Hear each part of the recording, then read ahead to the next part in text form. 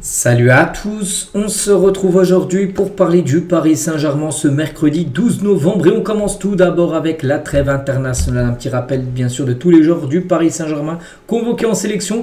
Il y en a quelques-uns qui jouent aujourd'hui, donc voici le programme bien sûr pour nos Parisiens aujourd'hui.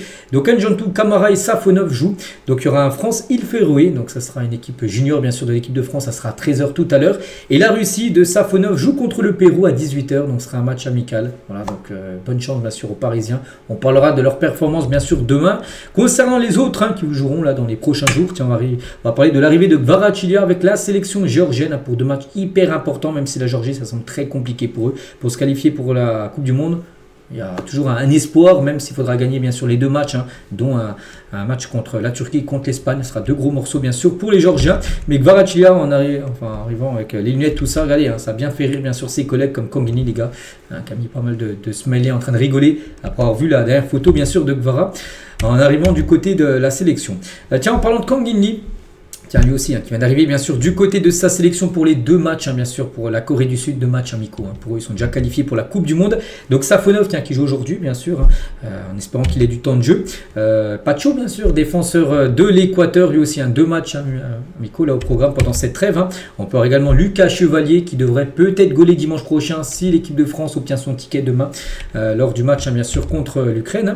On peut voir également João Neves, João Neves avec Vitinha du côté de la sélection portugaise, Zarbani contre l'équipe de France, bien sûr demain, lors de ce France-Ukraine.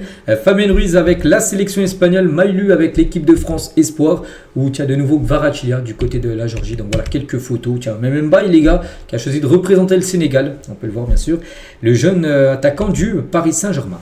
Concernant demain le match France-Ukraine qui se jouera au Parc des Princes, à noter, regardez la composition attendue, un Parisien pourrait commencer titulaire. Donc c'est Bradley Barcola. Barcola, il joue au PSG. Bon, il a annoncé au poste d'ailier gauche demain pour cette rencontre. Et en parlant de Bradley Barcola, donc une personne de son entourage a fait une déclaration. Il a dit qu'il ne joue qu'à 50%. C'est très difficile d'évaluer Barcola sur ces derniers mois. Donc accompagné par son physio, l'attaquant a établi depuis quelques semaines des protocoles de prévention et de régénération. C'est vrai que Barcola, on a pu le voir lors des derniers matchs avec le PSG. On a l'impression qu'il joue sur la retenue. Peut-être, les gars, il est peut-être encore gêné par une blessure, on ne sait pas. Mais c'est vrai qu'il n'est pas 100%. Quand tu as un Barcola à 100%, les gars, il prend le ballon et il fait ce qu'il sait le mieux de faire. Provoquer avec la balle au pied. Souvent, il va très vite. Et que là, des fois, il prend le ballon, il accélère, puis il revient en arrière. Alors qu'avant, les gars, non, quand il a le ballon, il va tout droit. Et ça fait des dégâts, ça, bien sûr, parce qu'il va très très vite.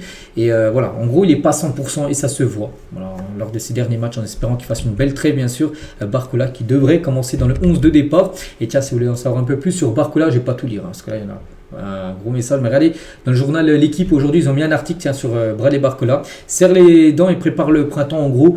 J'ai lu rapidement, en gros, il parle aussi qu'il joue beaucoup, les gars, regardez, l'ancien Lyonnais très utilisé, 1015 minutes cette saison, fait part de sa grande fatigue après le match contre le Bayern mardi dernier. Il a dit que ça commence à tirer derrière, c'est pour ça qu'il joue beaucoup, c'est peut-être pour ça en gros qu'il n'est pas à 100% parce qu'il n'a pas assez de repos tout simplement. Bradley Barcola. Et concernant Barcola et les autres Parisiens, c'est leur numéro de maillot. Tiens, Barcola il aura un numéro 12, Lucas Hernandez par exemple le numéro 21, ou Warren Zaïre-Emery par exemple, je le cherche, il est, je sais même pas où il est, Zaïre-Emery, numéro 18. Voilà pour les maillots bien sûr, numéro de maillot des joueurs du PSG. Et concernant ce match demain, France-Ukraine se joue au Parc des Princes, le stade du Paris Saint-Germain. A noté que les gars qu'il y aura un dispositif maximal de sécurité qui se jouera pour ce match. Pourquoi? Parce que demain on est le 13 novembre et demain ça fera 10 ans jour pour jour par rapport à ces terribles attentats qui avaient frappé la capitale française il y a 10 ans où 132 personnes avaient perdu la vie. Donc voilà, on annonce plus de 2000 à 2500 plus ukrainiens, dont une centaine d'ultras qui se déplaceront. Donc c'est pour ça que la sécurité sera très renforcée dans et aux abords bien sûr du Parc des Princes demain pour cette rencontre. Toujours avec l'équipe de France, on va parler de Dayot Upamecano avec son équipe du Bayern. La semaine dernière, ils ont battu le PSG, on sait demain. Et il a parlé du PSG parce qu'hier, il était en conférence de presse. Il a dit le PSG, c'est un très très grand club avec un super coach et de magnifiques joueurs. Mais pour l'instant, je n'ai pas la tête à ça sur une possible arrivée au Paris Saint-Germain. Je me concentre sur le Bayern Munich et sur l'équipe de France. La saison est encore longue et j'ai un agent pour ça. Je me concentre sur le Bayern et j'espère atteindre nos objectifs pour la fin de la saison. Et toujours avec Upamecano, il a été questionné sur Zabani, un joueur qu'il a pu affronter la semaine dernière, un joueur qu'il affrontera de nouveau demain lors du France-Ukraine. Zabani Zarbani, c'est un très très bon défenseur. Si aujourd'hui il est au PSG et qu'il est titulaire en sélection, c'est que c'est un bon défenseur. Je ne le connais pas personnellement, mais de ce que j'ai vu de lui, c'est un bon défenseur. C'est un défenseur avec beaucoup d'agressivité. En plus, il est jeune, donc il va encore progresser. Voilà ce qu'il a pu dire sur le défenseur du PSG. Et pour finir, tiens, avec Upamecano, et pour revenir sur le PSG, et ben voilà, Fabrice Hawkins, quelqu'un de fiable. Hawkins, les gars, bon, c'est Fabrizio Romano, on sait que c'est une source sûre, lui aussi, c'est une source sûre. Il dit que le PSG va faire une offre de contrat d'Ayoub Upamecano s'il ne prolonge pas avec le Bayern. Actuellement, il est en fin de contrat, le 30 juin 2026, il n'a plus de contrat. Ça parle pour l'instant pour le prolonger, mais pour l'instant, il n'a rien décidé s'il va rester ou non au Bayern. S'il ne prolonge pas, les gars, le Paris Saint-Germain passera à l'action. Bon, il y a d'autres clubs comme le Real Madrid qui a pris aussi la température, mais c'est bien le PSG qui se tient en embuscade et qui se positionnera clairement si le défenseur des Bleus ne renouvelle pas au Bayern. Ce serait pas mal, bien sûr, d'avoir Upamecano au PSG surtout. 0 €, il arriverait, bon, il toucherait une prime à la signature, bien sûr, mais voilà, il pourrait débarquer à Paris l'été prochain. Bon. Une condition, il ne faut pas qu'il prolonge. S'il prolonge au Bayern, les gars, s'il refait un contrat de 3 ans, il ne viendra pas. Donc pour l'instant, son contrat à l'heure actuelle se termine d'ici quelques mois. Et voilà, comme j'ai dit, il y a plusieurs blocages après pour qu'Upamecano prolonge au Bayern. Donc j'ai une prime à la signature que le Bayern pour l'instant ne veut pas lui donner, que lui il aimerait toucher.